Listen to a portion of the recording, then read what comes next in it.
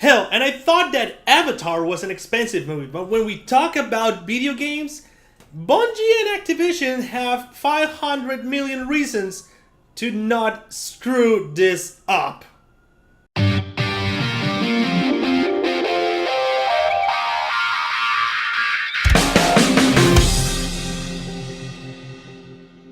Hello Internet, I hope you're having an awesome day. My name is Gerardo Mejia, also known as Hyperbrain, and today we welcome you to this safe space where we talk about and analyze news. And okay, I know I'm doing again the introduction, but I'm kind of horrified, and I don't even know how to say it. I know that gaming production is really expensive, but with the new numbers that we're getting from the latest game from Bungie and Activision, it's kind of scary to see why developers have to close down like what happened to Irrational Games, the guys who actually make BioShock Infinite and all. And wow, I mean, all right, first of things, we got the numbers of how much does Destiny gonna cost with marketing and the whole production thing. It's gonna be $500 million. That's a lot of money, and in the movie business, it's understandable that even with video effects, contracts, locations, and all equipment, you might get to that amount. But for a video game, it's incredible the resources or the blank check that Activision and Bungie, especially Bungie, has for making this game. And just to put a little bit more of perspective of why this is like a big deal, I got the numbers and have them right down over here. So Rock Band, for example, was production cost was $20 million, and Call of Duty Modern Warfare 2 was $200 million back in 2009, if I'm correct. Yeah, I think these numbers are like in marketing and all that, but $200 million for that AAA title, Modern Warfare 2. Back in 2009, that's incredible. StarCraft was supposed to be like over $100,000, but maybe they have like the same budget than Activision had for Modern Warfare 2. But for example, Halo 2 was $20 million back in its time. $20 million for creating that campaign and the multiplayer, and people loved those games in back times. Hell, that was the console domination of multiplayer were those games. And Borderlands, I'll bring back why I'm telling about this. Borderlands 2 apparently was at least $30 million in production. Now, again, what's this kind of Destiny game? What's this Destiny game? Well, apparently it's Bungie's new game. Since they basically are no longer working on Halo or anything like that, they decided to just jump into another thing. So this is basically their response, saying, hey, we can actually do better games. We can do something different than Halo. And they're bringing Destiny. That's going to be, I can only call it a hybrid between Halo, Borderlands, and World of Warcraft. That's what's supposed to be at this time. For now. So, and bringing the MMO thing on this, World of Warcraft at its beginning of production was between $60 million and $100 million, and that's a multi-million MMO done by Blizzard.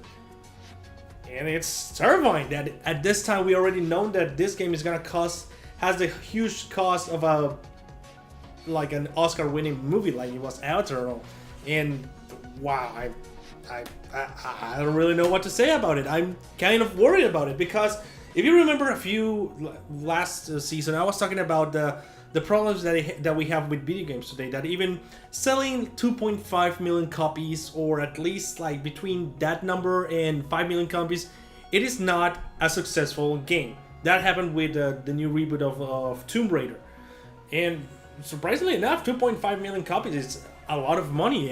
But still, when games like Call of Duty Black Ops or even Halo have like between 10 million and 60 million copies in their first, not in the first day, but at least in the first month of release, and then they have like those amounts of copies sold, even digitally, it is incredible to see that kind of inflation on sales is actually affecting the success of some games. That's gonna happen here with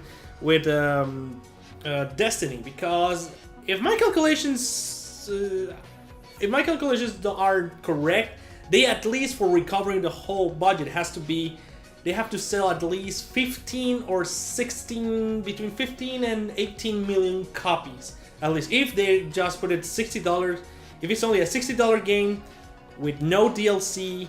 And surprisingly, I think this game, that since it's gonna be like a massively thing, it's gonna have like multiplayer and all.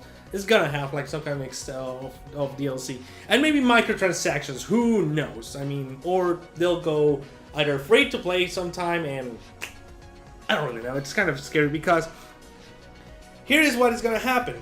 If it fails, Bungie's out. I think Bungie's gonna be out. It's gonna close. It's gonna be another of these. Companies that have to close down, even if the game is mildly successful, if they don't recover their revenue in at least half of it or anything. And that's kind of scary. It's a big number, 15 million copies.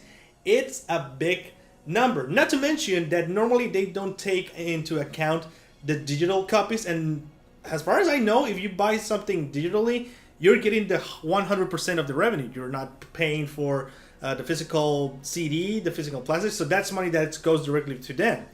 And again, this is kind of between marketing and the game itself and the development of this game, but it's crazy to think that $500 million, it's now what it's a AAA title has to be worth.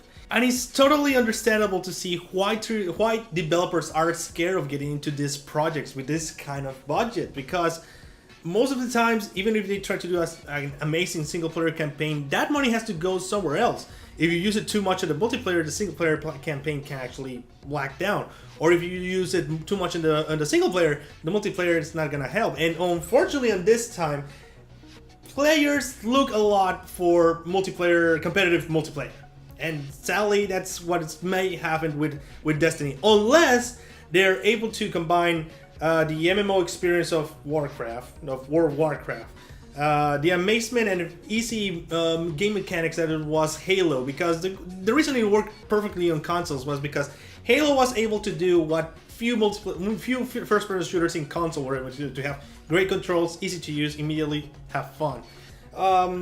Also, what else? The fun that is being playing with other people, like in Borderlands 2. So if you are able to get into that market, plus given the competitive multiplayer that it's Call of Duty, I think you got it. Or even the competitive that it's Halo, and you have a great game over there. And the whole thing about this is that they're thinking about giving this game a 10-year span, and that's a lot of sand. That means we're gonna have 10 years of just Destiny getting expansions, or just like World of Warcraft. So will this become the first-person shooter MMO that everyone's been waiting? That is gonna be like the contender to World of Warcraft and all those first-person shooters that are going around the world with just updates and all that. So, well, next generation is here, so why not start with this? So, what do you think about this? What do you think about this great money that is being put into the development of all? Do you think that Destiny is gonna be the next World of Warcraft